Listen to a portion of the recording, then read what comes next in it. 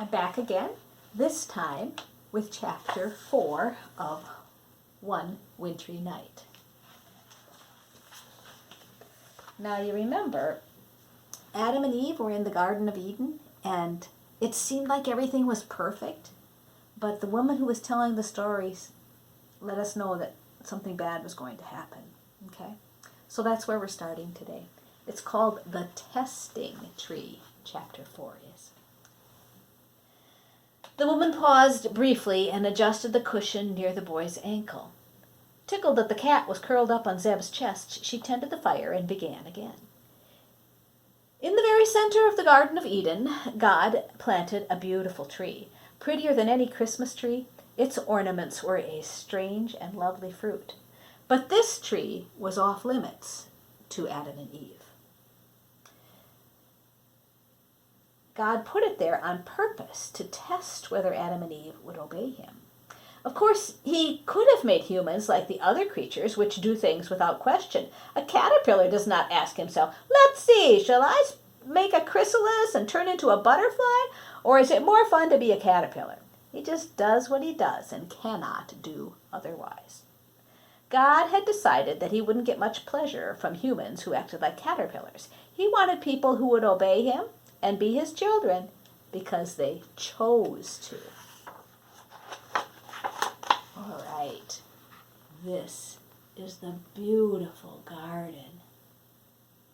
Wow.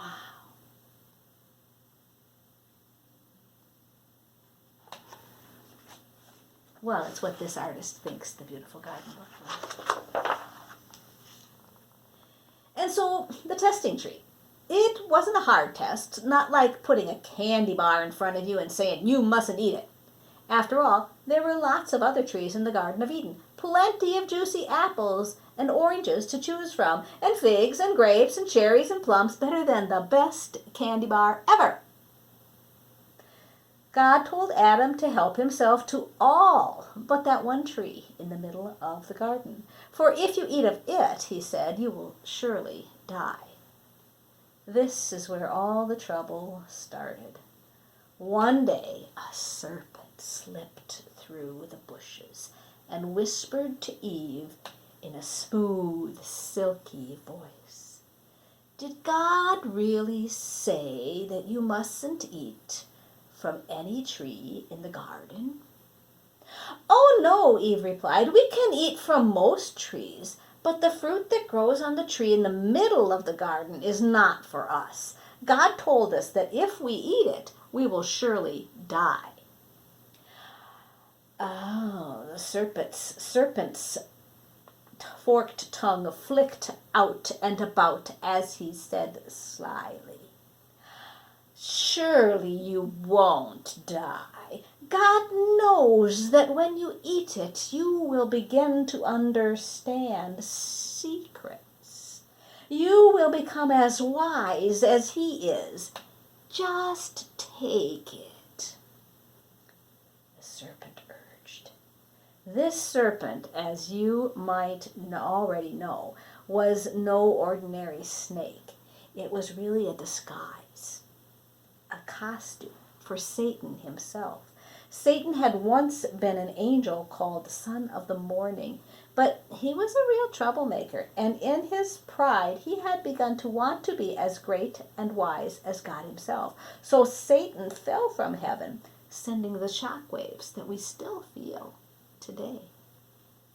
Now, seeing Adam and Eve, whom God loved, Satan thought of a way to get even, a way to spoil God's plan. To Eve, the snake's words sounded exciting. She ran to the center of the garden and looked up at the branches of the testing tree. There, ripe and tempting, hung the fruit. She remembered what Satan had said about it making her as wise as God. So she picked one. For a moment, she wondered if it really would kill her. She took a tiny bite. And she waited. Nothing happened. She waited some more. Still nothing. Eve felt as strong as ever, and the fruit was so sweet. Quickly she gulped down the rest of it. Then, picking a piece for Adam, she took it to him. Adam ate it too. And joy died. Fear came. That doesn't sound so awful, does it? No worse anyway than stealing cookies from the cookie jar. But this was the first time anyone on earth had ever disobeyed God. And from that day on, all was ruined. When Adam and Eve failed the test at the testing tree, it may not have been the end of the world. It was, however, the end of the happiness his world had enjoyed. Every horrible thing you can think of, sickness, war, loneliness, thorns, nightmares, got its start the moment Eve disobeyed God. And since God loved his children, he already knew he would come to our rescue. From the beginning of time, we needed Christmas. Meanwhile, God had to deal with Adam and his wife. Now, where had they disappeared to? Before I close, I'm going to show you this picture. Can you see the snake woven into this picture? It kind of reminds me of what that snake was doing. He was winding his way into the Garden of Eden. You can see him appearing in different places. All right, that is the end of chapter 4. I'll be back tomorrow with chapter 5. Thanks for listening.